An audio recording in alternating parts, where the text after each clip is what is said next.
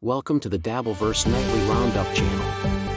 Please subscribe, like our videos, and turn on your notifications so you can hear the latest in the hilarious Dabbleverse News Roundup nightly. Tonight we discuss the keystone cops of the podcasting world, Stuttering John Melendez and his suck-up of a co-host, the Quad Father, on a quickly failing podcast. John has an insurmountable amount of jealousy about the Shuli Network and the hosts the dues payer, Bobra Levy, and apparently a mute co-host that is named Silent Mike, as Melendez calls them. These brainless detectives can't believe that the dues payer's channel, which is much funnier than anything John could ever produce, is pulling a refund scam, and that the super chats and gifted subscriptions are all fake. Yes, it is the dumbest theory of all time, but look at the idiot that came up with it and you too will agree. You don't need to be a genius to see that Stuttering John, as always, has no idea what he's talking about. In fact, a fourth grader could see that John is a stuttering drunk who should never be allowed inside another classroom. As a matter of fact, one of John's fourth grade students told this reporter John argued with him for 3 hours that water isn't wet and then stole his lunch to eat alone by the dumpsters at the school. Comedians turn wannabe detectives, Stuttering John and the Quadfather's hilarious fake subscription fiasco. In an uproarious twist that feels like a script straight out of a failed sitcom, the worst comedian and podcaster in the world, Stuttering John Melendez, and his most recent victim, otherwise known as co-host, the Quadfather, have taken it upon themselves to play detectives, and they are dumber than Frank Drebin on Police Squad. Their target? A former Howard Stern staffer, Shuli Egger, who now podcasts on the Shuli Network on YouTube, and that John named the dues payer because John is jealous that Shuli worked hard to get where he is and because he was Howard's favorite funny staffer on the show. The duo's bizarre and unfounded belief that their ex-colleague is generating fake subscriptions and super chats through a refund scam has turned into a laughable spectacle, with John looking like a complete idiot due to his absurd and utterly flawed detective work. All of John's recent shows have focused on him sitting there staring at the Uncle Rico show intently like an orangutan staring at an orange in its cage. When the super chats and subscriptions appear on the screen from all of Shuli's loyal subscribers, John freaks out and starts raging. Josh and Kim Johnson aren't real, or he rages at the top of his lungs that's fake. Then he usually gets mad and supposedly tosses an empty beer can at an alleged trash can, but you always hear it bounce off the floor on a pile of cans. Quadfather sits there dumbfounded, and quite frankly he looks scared of the raging John, so much so, that he would agree with anything John says. Trolls, haters, and the very few fans of Stuttering John have all expressed concern for Melendez's cats, with one fan commenting, "Every time he throws a beer can across the room I hold my breath in fear of hearing a cat scream after being hit by another beer can." Stuttering John Melendez, known for his unfiltered personality and comedic antics, decided to don the proverbial dumb-shoe detective hat alongside his podcast co-host, or soon-to-be known as John's next ex-best friend, the Quadfather, whom John also likes to call by the nickname he gave him when they are on the case of Wheels. I think John sees them as a detective duo in a crime show on Netflix that he has named Slobbering Detective Unit, SDU, the podcast crime tales of the Drooler and Wheels. Fueled by a mix of curiosity and suspicion, the pair concocted a theory John's former Stern Show colleague, Shuli Egger, now a podcaster on the Shuli Network, was raking in money through dubious means.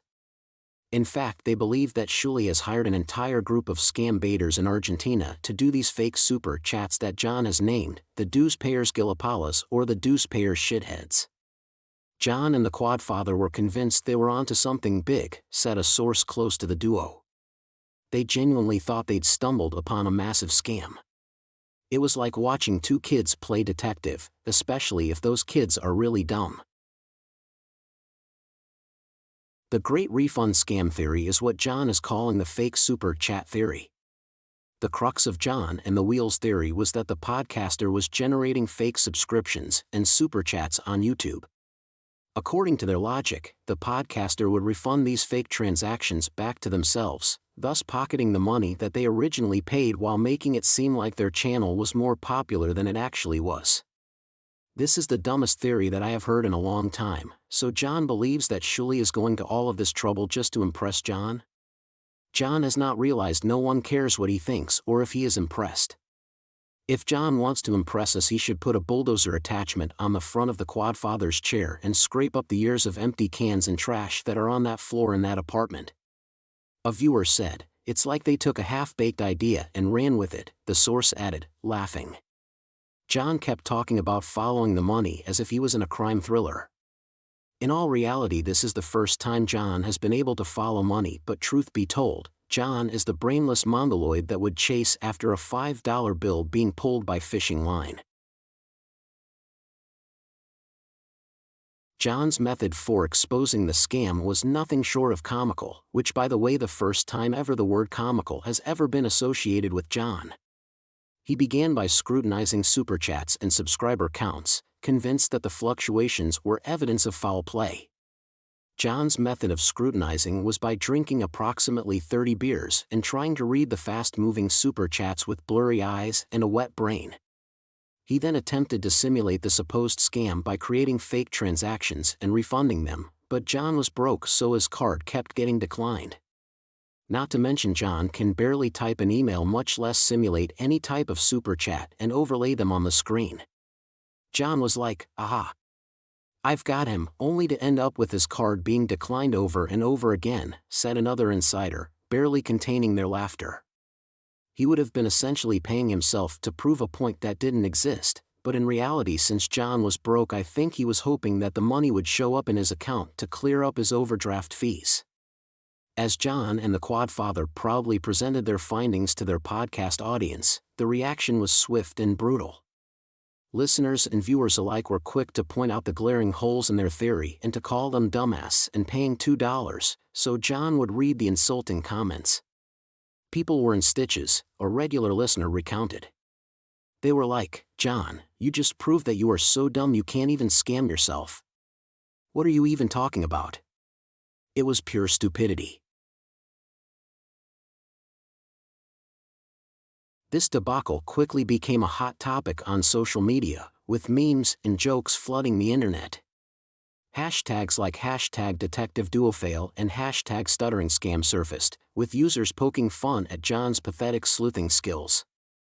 John and Wheels thinking they were the next Shaggy and Scooby-Doo was the funniest thing I've seen in ages, especially when John ate Scooby snacks and chugged beer and said to Quadfather "Ruro Wheels," one user tweeted. "Refund scam? More like refund sham. The biggest scam here is John not refunding my money I paid for a subscription to his Patreon." The Shuli Network responded. Amid the hilarity, Shuli Egger from the Shuli Network couldn't help but join in on the fun.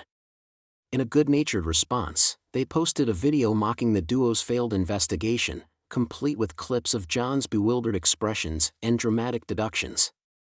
They also animated Scooby-Doo and Shaggy with John's and Quadfather's face on them while looking super chatter shammer.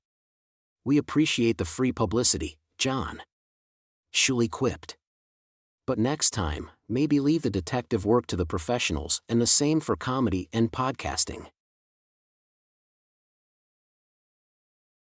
In a story that underscores the adage truth is stranger than fiction, stuttering John Melendez and the Quadfather's attempt at playing detectives and later playing dress-up has become a legendary example of misadventures and stupidity. Their baseless theory of a refund scam involving fake subscriptions and superchats not only fell flat but also provided endless entertainment for the Shuli Network audience and brought in thousands in superchats and subscriptions to the Shuli Network staff. So Shuli said to John, "Thanks for being really dumb, John, because we are all buying a summer home in Cozumel for us all to vacation in." While their investigative skills may leave much to be desired, there's no denying that John and the Quadfather have once again proven their knack for proving how stupid they are, which made people laugh, and we all realize we are laughing at John and not with him. He continues to rant and rave every day, torturing his poor elderly neighbors, Harold and Mildred Thompson, which were mentioned in a previous story. The Thompsons were quoted saying, "We give up, we are turning off our hearing aids, this guy will never shut up." Thanks for watching this Dabbleverse Nightly Roundup episode. Please subscribe, like, and turn on notifications so you never miss a new episode of the news.